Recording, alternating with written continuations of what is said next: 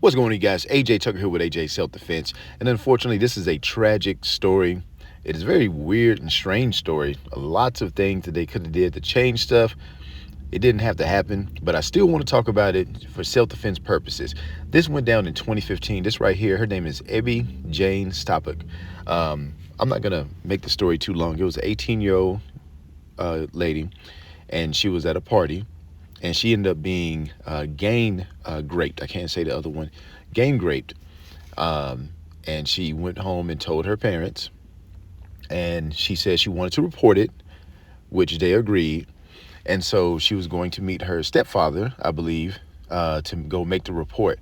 Now, the thing is, whenever they did this attack on her, they actually recorded everything as well. And so she went to go meet her stepfather, but she never showed up. He was supposed to go to her house to get her, from what he thought, but she had already left. Now, what they think is that she went back up to the crime of the scene, or the scene of the crime, and she was really stressing out because there was all this video of her, and she was afraid that if these videos got out, her story wouldn't be as believable, and just different things. I can't imagine what someone is going through mentally whenever they go through something so traumatic like this. And so she was probably all over the place, but she was trying to recover the stuff. Now, before she was able to report it, she ended up disappearing.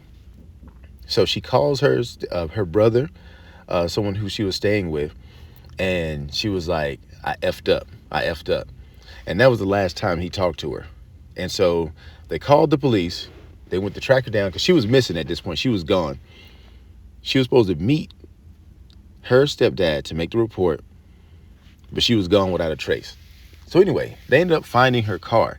Now, here is where it gets crazy, okay? They find her car with no gas in it. The key is in the ignition, and the battery is out.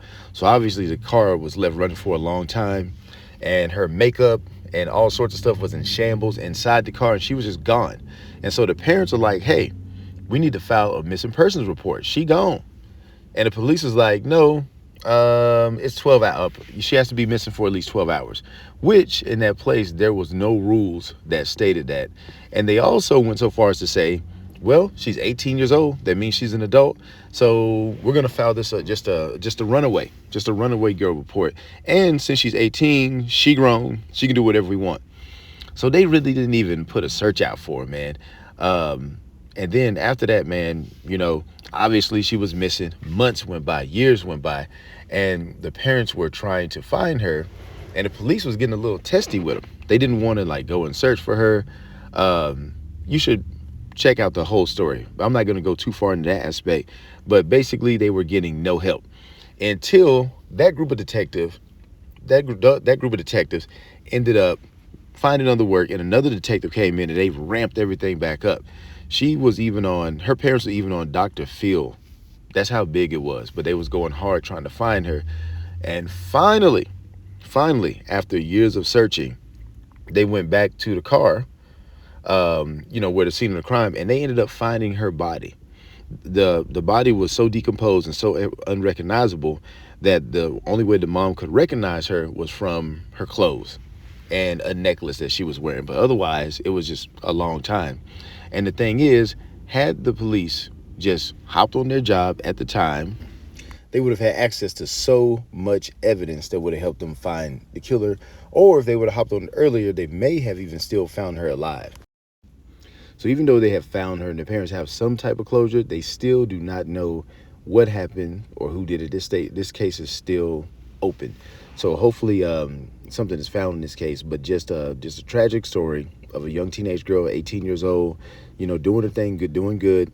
She went to charter school for about 8 years, and then she switched over to a public school, and she went out and got a job and started getting out there more, started wanting to go to parties and stuff. That's what young people do. But you never expect to end up in a sewer drain like that. So who was with her? Who knows about this? Somebody had to be with her, obviously, for it to happen, but somebody else knows something. It's crazy, man. But that's all I got for this one, man. Keep your head on the swivel, and I'll see you on the next one.